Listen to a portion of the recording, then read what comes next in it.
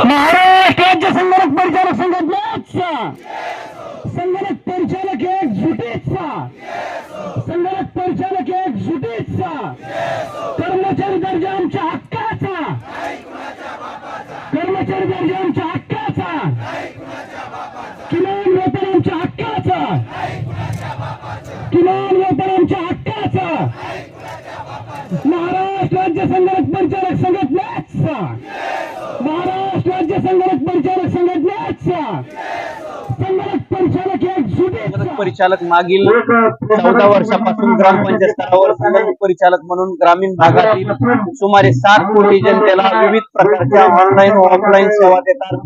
परंतु शासनाने संगणक परिचालकांना केवळ तुटपुंज मानधन तेही 6 महिने न मिळणारं मानधन देऊन संगणक परिचालकावर अन्याय केलेला आहे। त्यामुळं राज्यातील संगणक परिचालकांना यावलकर समितीच्या शिफारशीनुसार ग्रामपंचायत स्तरावर कर्मचारी दर्जा व किमान वेतन द्यावं या प्रमुख मागणीसह या मागणीला वेळ लागत असेल तर आता असलेल्या मानधनामध्ये 7,000 रुपये वाढ करून 17,000 रुपये मासिक मानधन द्यावं। त्याचबरोबर महिलांना मानधनासहित प्रसूती द्याव्यात।